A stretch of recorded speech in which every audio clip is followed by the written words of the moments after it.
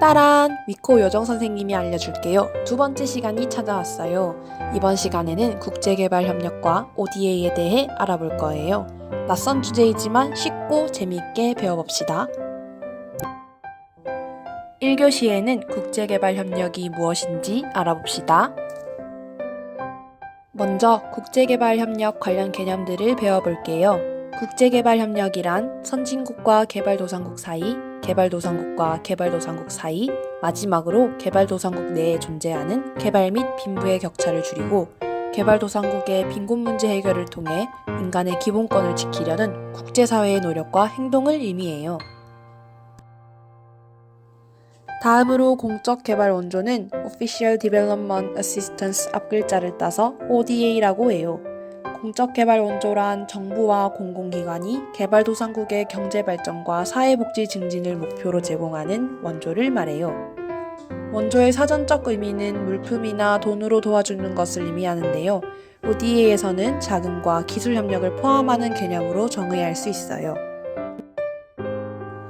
다음으로 개발 재원. 선생님과 같이 읽어볼게요. 개발도상국의 개발을 목적으로 정부가 제공하는 공적 개발 원조와 기타 자금, 앞서 배운 ODA와 기타 자금을 개발 재원이라고 합니다. 그렇다면 국제개발협력의 목적은 무엇일까요? 앞서 국제개발협력의 의미에서 나왔죠? 빈곤 퇴치입니다. 개발 원조를 핵심으로 하는 국제개발협력의 가장 보편적인 목적은 개발도상국의 빈곤 문제 해결이라고 할 수 있어요. 빈곤을 해결한다는 것은 인간의 경제적, 인적, 사회문화적, 정치적, 보호적인 역량을 다차원적으로 강화하는 것을 의미하며 이때 환경과 양성평등의 요소도 고려의 대상이 됩니다.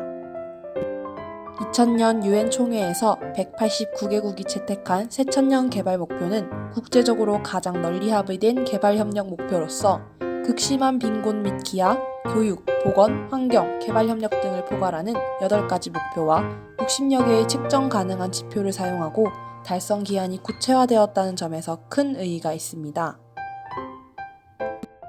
지속가능 개발 목표는 새천년 개발 목표의 후속 의제로서 2016년부터 2030년까지 세계가 빈곤 종식을 위해 대대적인 노력을 촉구하고자 설정한 발전 계획을 의미해요. 2015년 9월 유엔 총회에서 새로운 개발 목표로 SDGs가 채택되었으며 지속가능 개발 목표는 17개의 목표와 169개의 세부 목표를 담고 있어요.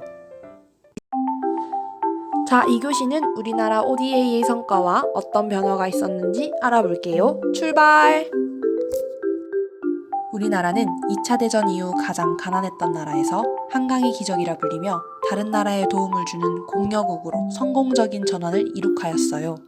개발도상국 성장의 모범 사례로 주목을 받아온 우리나라는 2010년 경제협력개발기구 OECD 개발원조위원회에 가입하여 공식적으로 공여국 대열에 합류하였습니다.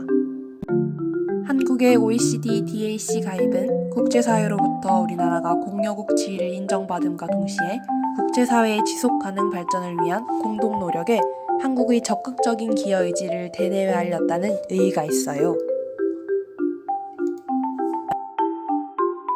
DAC 가입 10주년을 맞은 우리나라는 이제 국제사회에서 중견 공여국으로서 그 입지를 확고히 다져가고 있어요. 지난 10년간 우리나라 개발협력이 어떻게 발전해왔으며 주요 성과가 무엇인지 알아보도록 해요. DAC 가입을 기점으로 지난 10년간 우리나라는 국제사회의 주요 논의의 장에서 개발 이슈를 이제화하고 선진국과 개도국의 가교 역할을 수행하기 위해 적극 노력하고 있어요.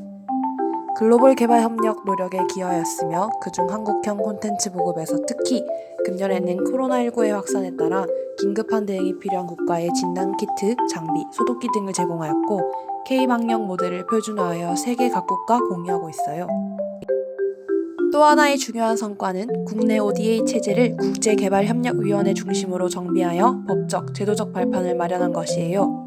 ODA 전반을 아우르는 추진체계가 정비되면서 이에 부합하는 포괄적인 국가 차원의 정책과 전략을 수립하게 된 것도 주요 성과라고 볼 수 있어요. ODA 통합 홈페이지를 개설하여 정부의 대국민 소통 및 정보 제공 창구로 활용하고 있으며 우리나라의 비전, 정책 등을 종합적으로 담은 ODA 백서를 2차례 발간하였어요. 시민사회와의 협력, 민간기업 협력사업, 사업심의 모니터링 과정에서 민간 참여 등 민관 협력 채널을 확대하고 있어요. 코이카는 왼쪽 그림에 보이는 국제개발 협력에 참여하는 정부, 공공기관, NGO, 기업, 학계 등 다양한 주체들의 전문성과 코이카의 원조 전문성을 연계하여 개발협력 사업의 효과성을 높이기 위해 노력하고 있어요. 코이카는 국제개발협력에 참여를 희망하는 국내외 이해관계자들에게 다양한 사업 참여 경로를 제공함으로써 명실상부한 ODA 플랫폼으로서 거듭나고자 합니다. 이러한 개발협력 플랫폼은 각 주체 간 네트워크를 통해 공급자와 수요자의 필요를 스스로 충족시킴으로써 자가혁신이 가능한 개발협력 생태계를 조성하고 개발협력의 가치 향상을 도모하고 있어요. 3교시 개발협력 파트너십 마지막 시간이에요. 끝까지 집중합시다. 파이팅! 코이카는 민간의 인적 자원, 지적 자산, 기술, 사업 역량, 재원을 활용하여 개발도상국의 지속 가능한 발전과 빈곤 완화에 기여하는 참여형 개발 원조를 추구하고 있어요. 민관 파트너십 협력 사례로 현대차는 캄보디아 프놈펜에서 24세 미만 청소년 140명을 대상으로 자동차 정비 기술 교육을 실시하고 일자리를 연계하였어요. CJ는 베트남 농촌 가치사슬 강화를 위한 새마을 사업을 시행하여 2개 마을을 대상으로 지역 주민의 농업 소득 향상 및 마을 자생력 강화를 위해 각종 교육을 실시하였어요. 기아차, 코이카, 월드비전이 협력하여 에티오피아의 기아 코이카 그린라이트 센터를 건립하였습니다. 지역 주민을 대상으로 경제적 취약계층의 빈곤 감소를 위한 교육 기회 및 사회 진출 기회를 제공하였어요. 국내뿐 아니라 타 원조기관, 국제기구, 국제 NGO와의 협력을 통해 국제사회의 중요한 원조 규범 중 하나인 원조 조화를 달성하기 위해 노력하고 있어요. 글로벌 파트너십 협력 사례로 미국 국제개발처인 USAID와 가나 볼타 지역에서 모자 보건 개선 사업을 추진하였고, 유니세프와 협력하여 방글라데시에서는 신생아 보건 증진 사업을 실시하였으며, 스리랑카에서는 기초교육 접근성 향상 사업을 하였고, 르완다에서는 모자 보건 개선 사업을 하는 등 다양한 협력 사례가 있습니다. 자, 이로써 오늘 수업은 끝이 났어요. 박수! 국제개발협력이 어떤 것이었는지, 또 개발도상국의 빈곤 문제 해결을 위한 지속가능 개발 목표는 무엇인지 간단하게 알아보았고, 우리나라의 ODA는 어떻게 성장하고 국제사회와 협력하였는지 구체적인 사례들도 살펴보았어요. 도움을 받던 우리나라는 이제 도움을 주는 공여국이 되었어요. 대한민국의 기적을 이제는 나눔으로. 어렵지 않지만 쉽게 잊을 수 있으니 오늘 배운 내용들을 한 번 더 생각해보세요. 다음 수업 시간에 만나요. 안녕!